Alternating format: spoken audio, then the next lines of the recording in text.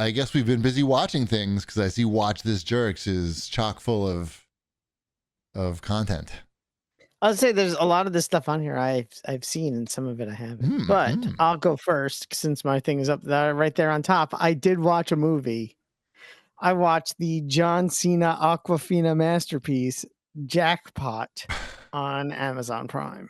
Yeah, I thought about you on that because there was an article in the New York Times about hate watching stuff, and it was I think I'm pretty sure the author was a woman because most of the shows she was talking about were like female oriented shows.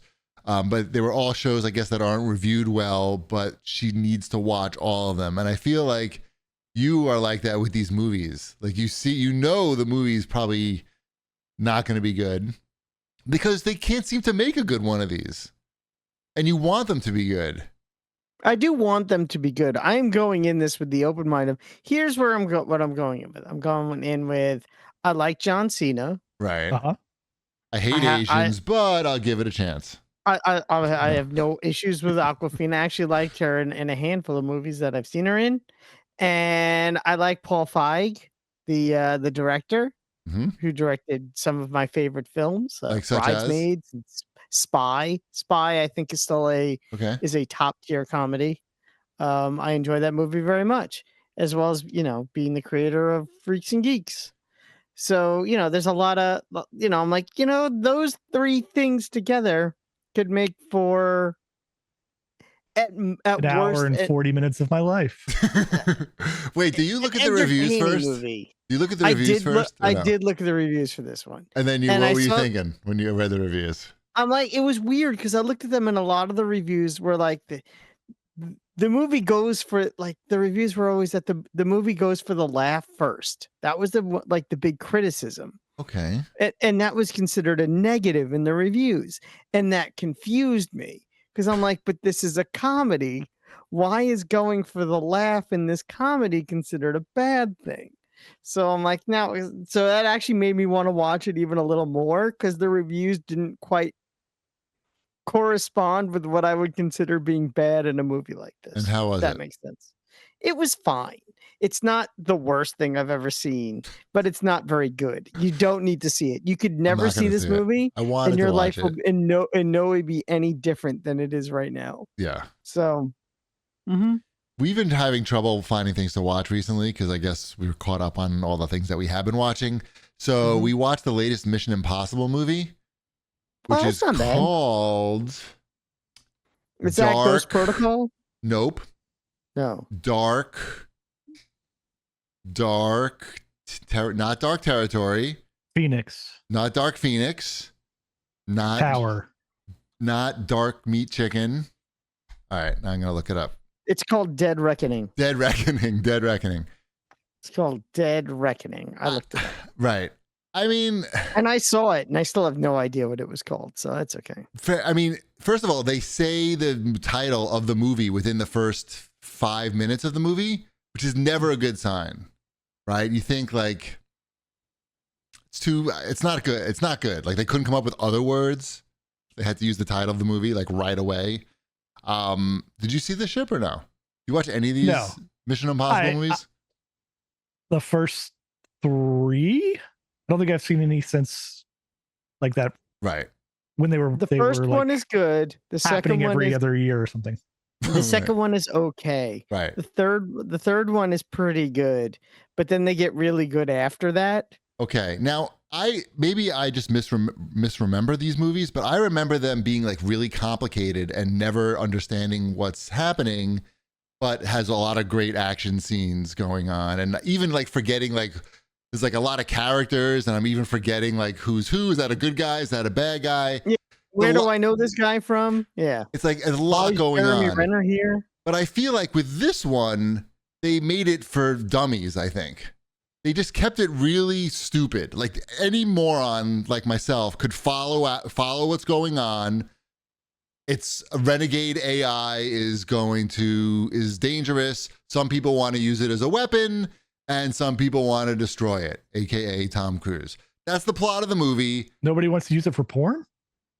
No, because it's only you don't a need combat. AI. You don't need AI for porn. Right. There's plenty. The library is very full. Yeah. There's plenty of real intelligence porn.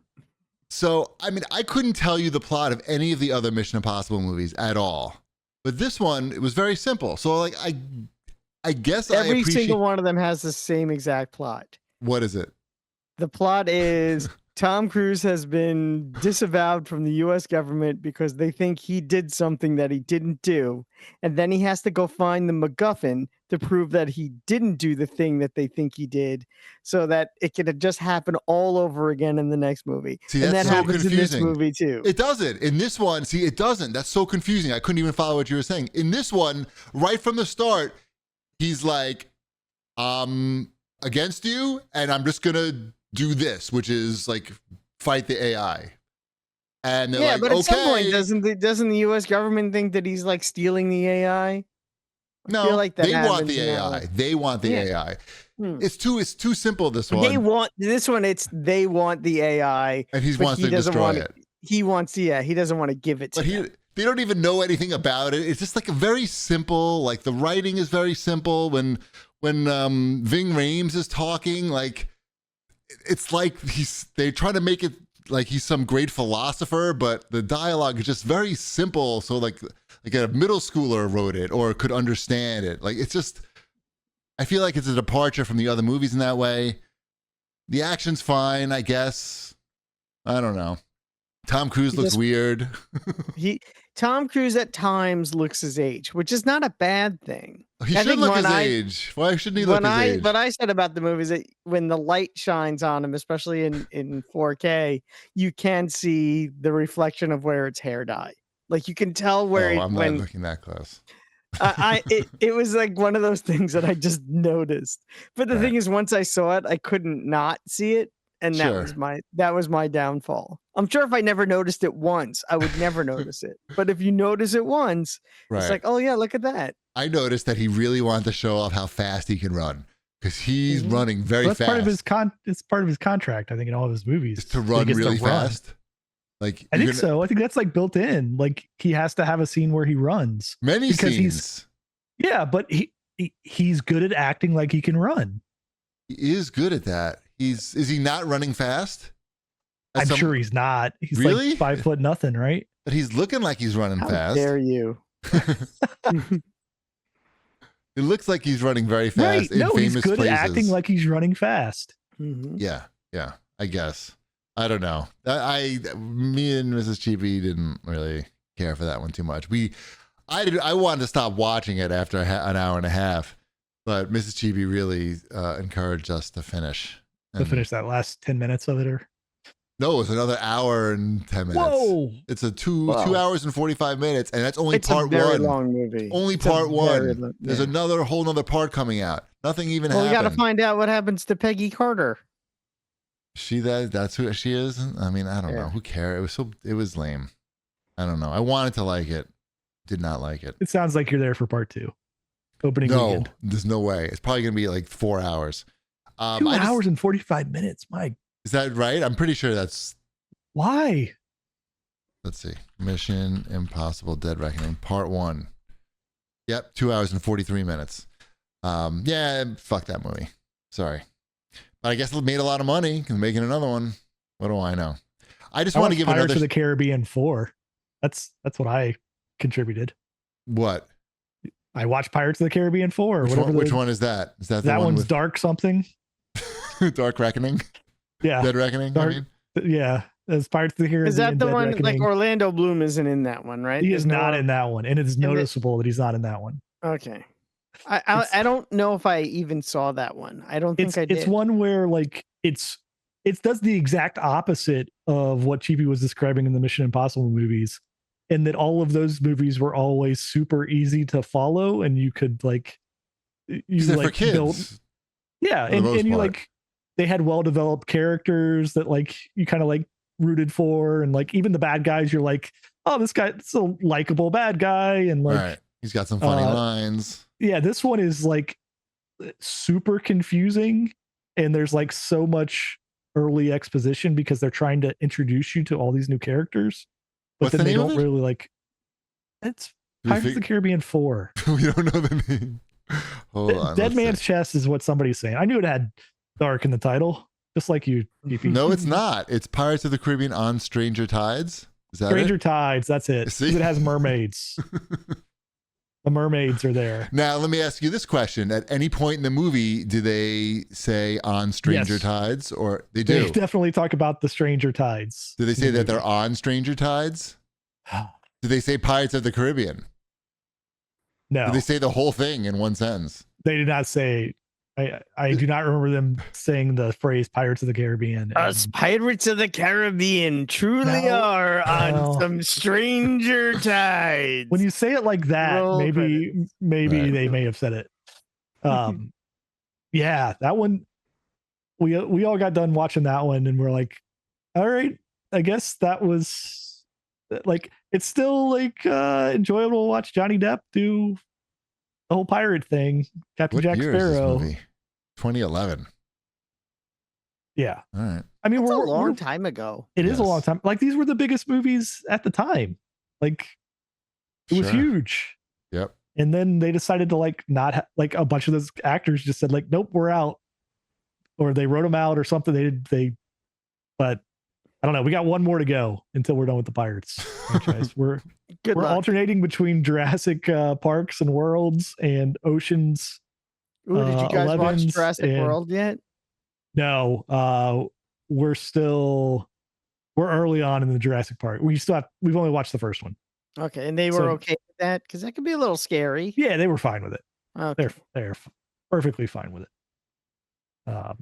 So yes, it's all downhill from there too. But right, exactly. But they're still not much. They're fun for kids. Sure. I haven't seen all the worlds. I only saw the one world, which was fantastic in 40X. I watched the second world, and it's up there with one of the worst movies I've ever seen. The Lost World? No, is that the second? Not the second. No. So not Jurassic Park 2. Yeah, not Jurassic Park 2. Jurassic. I'm sorry. World the name of the movie. 2. That movie is The Lost World: Jurassic Park. Mm-hmm. Well, not that one. It's Jurassic Park 2. Not Jurassic Park 2. And I know this because it drives me crazy how I have to alphabetize that movie. You have to, by the way. Yes. You have to put that under L. The library police are going to come. Yes. Sorry, Wombat, but you watched the second World. Jurassic World. Jurassic 2. World. And I never saw the third Jurassic World. Right. I never saw that one because the second Jurassic one was so World, Dead Dinosaurs.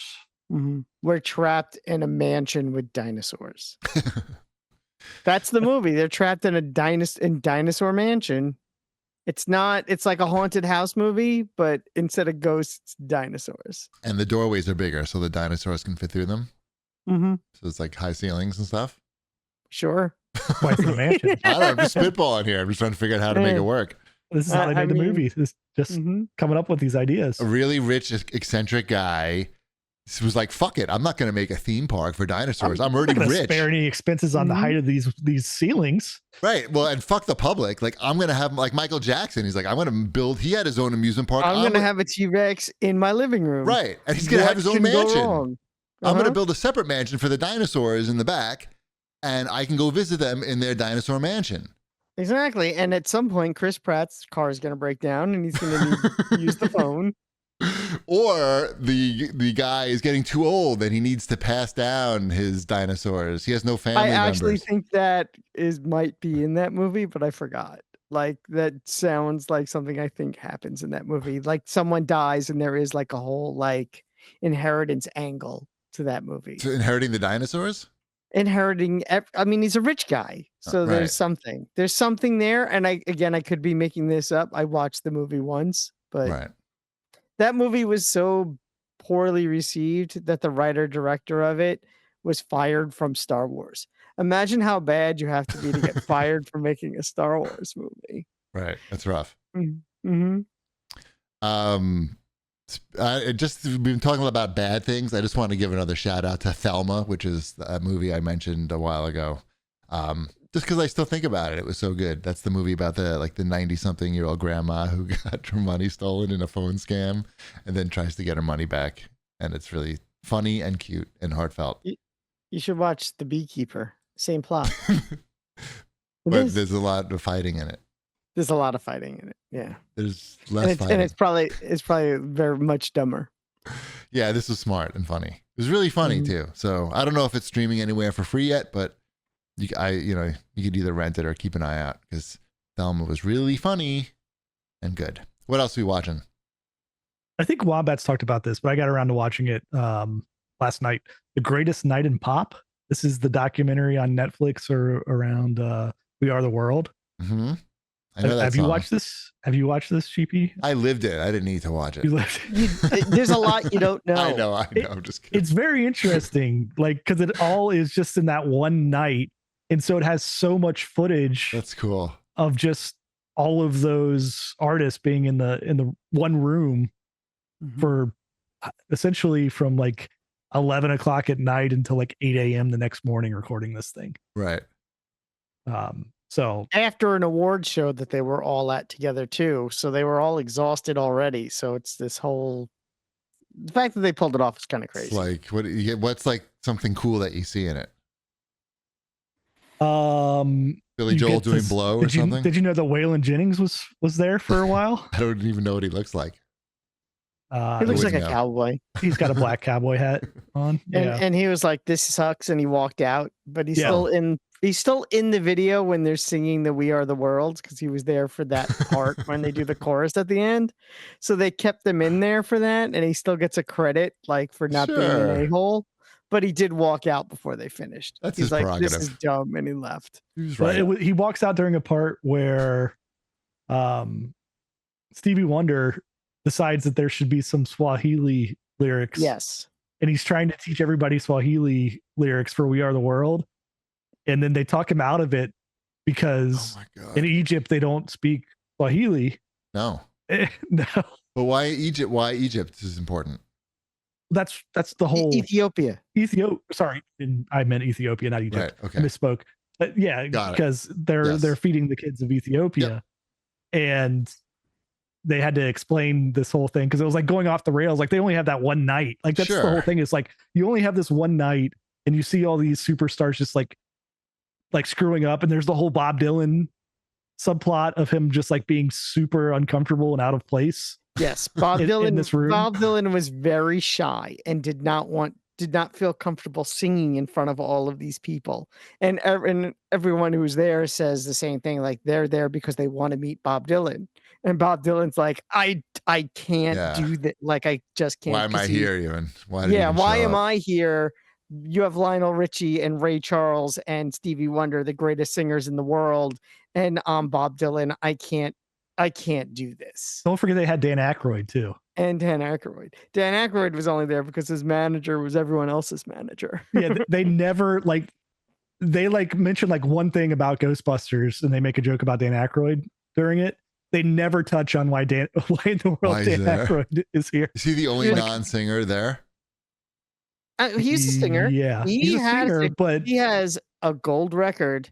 He has the Blues Brothers record, which is a gold record, and he sings every song on that. So, sure. Yes. Sorry, Dan. I didn't mean to offend you. Mm-hmm. What do you watch on the TV side? I started watching on Plex, streaming on Plex for the first time ever. It's ever been available in streaming or even in syndication. Is the Drew Carey Show with all the original. It had licensing issues because they use a lot of licensed music. So this is the first time it's streaming anywhere. From the Drew Carey Show that started in 1995. I hadn't watched that show, I think, since it went off the air in 2003. And I wanted to see if it holds up. It kind of holds up. Kind of. I mean, the first season's a little slow. Maybe I'll get through it, but it's not bad. It's funny still. The jokes still land. Plex is a streaming service now? And Plex has a lot of stuff. They do. I had no idea. Yeah. And you could turn it on and you can watch the Drew Carey Show. I mean, it's free, but it has commercials. Right. It's not too bad. It always had commercials. Yes, exactly. It's like watching it. You know, it's funny though, because it's streaming. and streaming rules are different, and streaming ad servers are different than TV ad servers, the commercial breaks aren't during the commercial breaks. Like Drew will say something, it's like, I don't know how we're going to get out of this pickle. And then it's going to go right into it. And then he'll be like, and that is when I learned that drive a Ford today. And it just goes right into commercial. Fucking horrible. So, yeah. So, because the technology just isn't quite there yet. But as a show, it's still a good show. I'm glad you can see past the technological shortcomings to enjoy the Drew Carey Show. To enjoy the Drew Carey Show. You know what? A lot of people enjoyed the Drew Carey Show. It is a good show. It's a funny show. Right. It's got good actors on it. And yeah. Nice. I've been watching the new Netflix series from the makers of Tiger King called, it's not called, is it called Chimp Crazy? It's called Chimp Crazy. Okay. I wasn't sure if it was called Chimp Lady or Chimp Crazy. Yeah, Chimp Crazy. Okay. Chimp Crazy. It was one of the Microsoft Bing quiz answers today. Oh, good. So we watched the first episode of that, and it's it's more of these like crazy animal people who are just like way into the animals more than. I'm not doing this one. I can't do the chimp one because I know what chimps do to people, and I can't handle that. You do see Lionel wouldn't even hold or hug the chimp in We Are the World. Bubbles, you mean? Michael? Yeah, Bubbles. Oh, he didn't want anything to do with Bubbles. Oh, Bubbles would never rip your face off, probably. But there is a guy. There is a guy whose nose got ripped off, and you see him in the first. Yeah, I'm good. Episode. I'm good on this show. Yeah, I'm gonna skip this one. But that's not really what it's Chimps about. ain't so bad. Well, he's got it reattached in the show. It does look horrible. It does look like a chimp ripped his nose off. But that's not what it's about. It's about, keeping You lost chimps. me already. I'm already nauseous from this. We're moving on to the next show. Don't care. Okay. Don't care. This one's even more disturbing. This is the new Vince Vaughn show that's on Apple TV called. Is it a show or a movie? No, it's a show. Oh, I thought it was a movie. It's called Bad Monkey. Mm-hmm. What is everything he's in just have bad in the title? It's also what was the last one? I don't know. I just feel like he has a bunch of stuff that he's in that he just calls it bad to begin with. Not a good idea. That's Billy Bob Thornton. He was Bad Santa. Well, I know there's Bad Santa. Yeah. Anyway, so in this show, Vince Vaughn plays Vince Vaughn as a detective. Former detective, but he's playing the Vince Vaughn character. Mm-hmm. So if you don't want to see that, you're not going to like this show. It's very much like the fast talking person that if this was in real life, he'd be getting punched in the face constantly. This is a Carl Hyacin thing, right? I don't know what that is. He's the writer of Bad Monkey. Oh, okay. And what else does he do? I've read, he writes novels. Okay. And I've read some of the novels. Okay. And the novels are they're all basically that. It's like a fast talking, sarcastic guy it's always like the guy who's not really a detective, but he kind of is a detective who gets thrown into a mystery that he didn't plan on getting thrown into. Yeah. That's what this is. That's basically what his books are. The problem is, and I like Vince Vaughn a lot, I love Swingers more than anybody, but really? More than anybody? Well, as much as anybody. It's just can't he do something else? We don't want to, I don't think we need to see him doing this at this age. And also his hair, it's very disturbing looking at that, whatever they do to make his hair look like hasn't lost all his hair, probably plugs or whatever. It just looks like, come on, dude, no guy that age has hair that looks like that naturally. It's just very distracting. Mrs. Chibi couldn't get past that at all. He's only 54. Still, you see the hair, when the hairline is back like that and it's up, you got to look at a picture. It's very, but I don't know. That's not the problem. The problem is that it's this character from Swingers, but he's 50 something and people don't really talk like that in real life. And it's just same old thing from Vince Vaughn. If it was a different actor. I was getting Fred Claus confused with Bad Santa in my mind. So that was on on me. Yes, that was a Vince Vaughn movie. Fred Claus. Fred Claus. He is the brother of Santa Claus, played by Paul Giamatti as Santa Claus. Okay. It's not Vince Vaughn in that?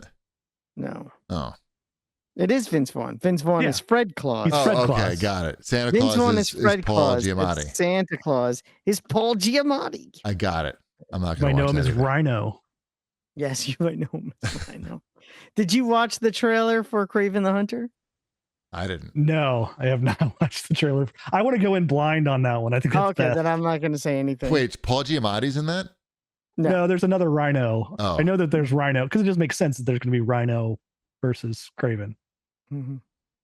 Because he's a hunter. Mm-hmm.